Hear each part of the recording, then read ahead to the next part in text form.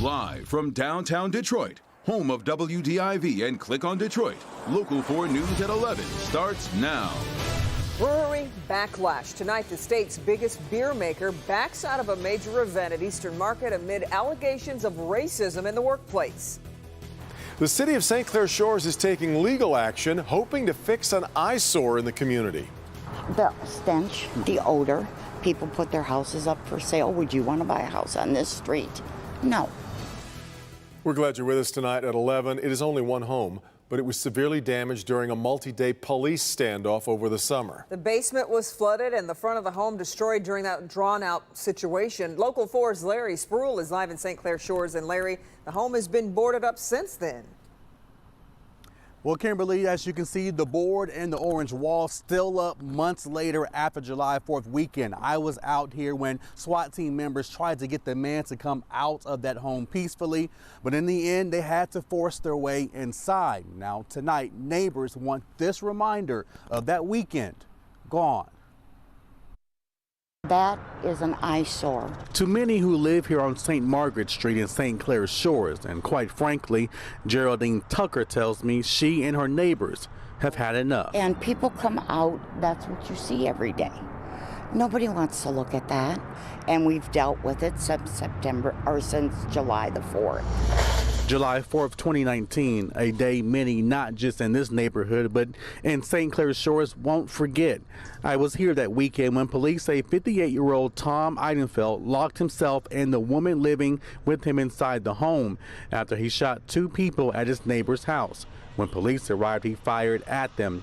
During the standoff, SWAT team members used a robot and equipment to force their way inside and then flooded the basement, only to find both Eidenfeld and that woman dead inside. St. Clair Shores attorney Robert Irie tells me on the phone the city filed a blight action to either restore or remove the home after multiple complaints from neighbors. But Carl Burrows says it's not a big deal. Standing, not standing, I mean, it's not in a state of disrepair where it can't be fixed. So it's only been a couple months, so it doesn't bother me none. We don't want it rehabbed, we want it demolished. And the city attorney tells me right now they are in communications and talks with the estate of this home. They are expecting everything to wrap up pretty soon. We are live in St. Clair Shores tonight. Larry Spruill, Local 4. Yeah, Larry, do we know how long this process is supposed to take? Yeah, so it's really a back and forth, Kimberly. I talked to the city attorney. They said they are still talking to the people in charge of this property. They are giving a time frame about 1 to 2 or 3 months at the max. Kimberly? We'll see. Okay, Larry, thanks.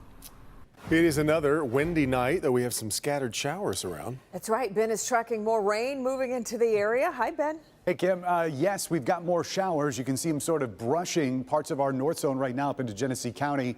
It's not going to be for everybody, but there are going to be some spots that do see the showers. You got more of those that are starting to take shape here in the western portion of the state. So timing it out overnight, this is what we're expecting over the next several hours going into tomorrow morning.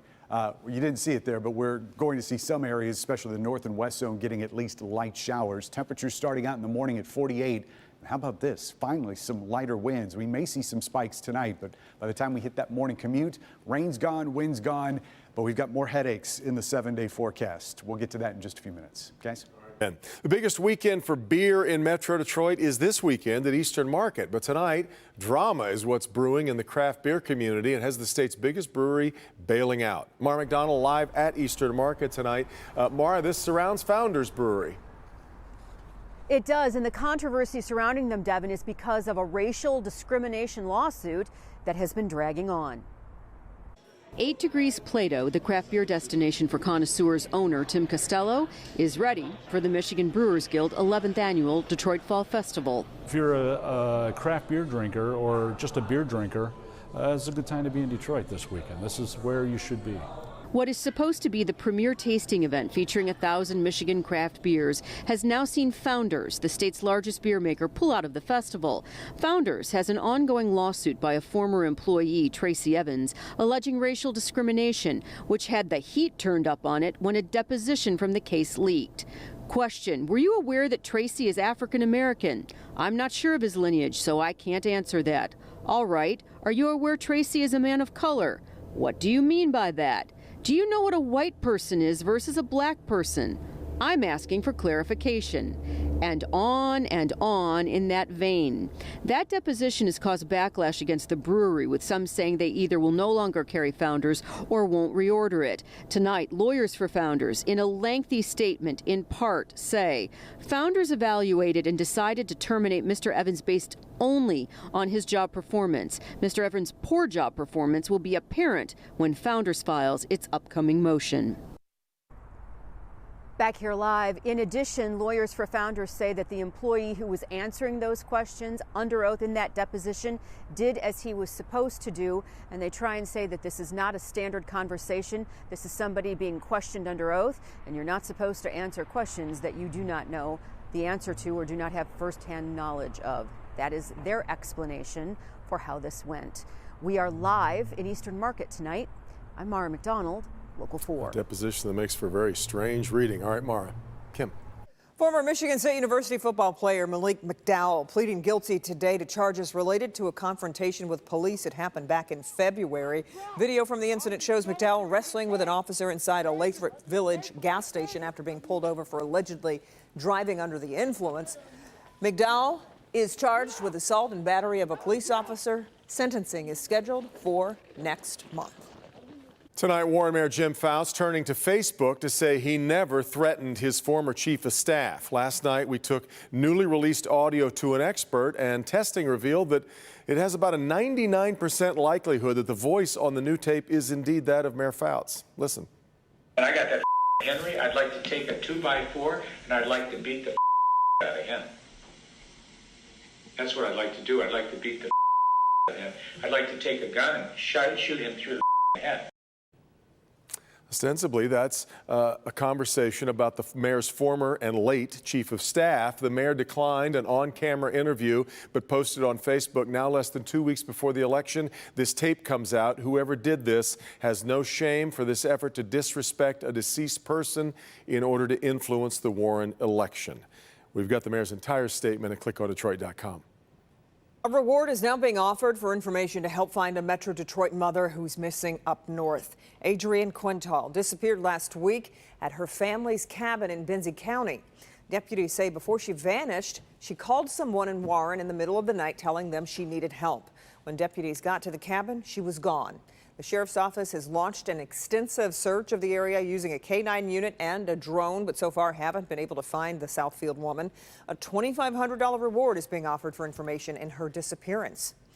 A Detroit police captain filing a lawsuit claiming racial discrimination after being demoted over a controversial Snapchat video. Gary Skraka claims he and another white officer were unfairly punished while a black command member escaped discipline.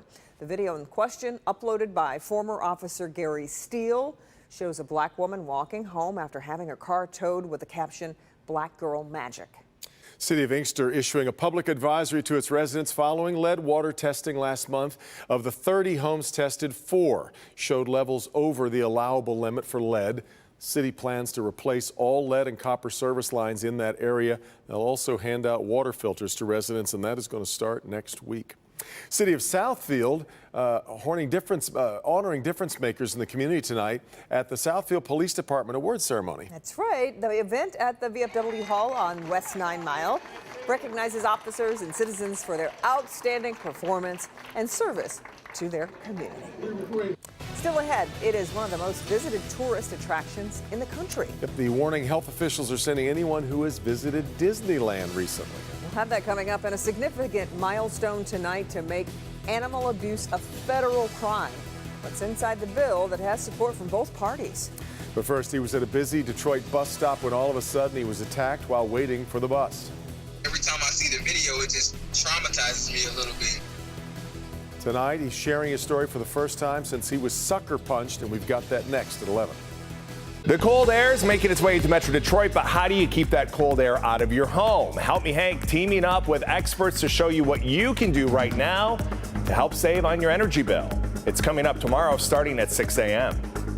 You can feel it in the air. A season for fun and a big scare. It's Basil's first Halloween. What will he be? The plan is in place. Just wait and see. Until then, send me pics of your favorites all dressed up, great shots of kids, or even your pup. And I'm looking for scary homes around town. They may be on your street, so look up and down. Share the Halloween fun for all to see, and we'll post it online and on TV. Look for Kimberly's Little Pumpkins and Ben's Halloween House Hunt on Click on Detroit and Local 4.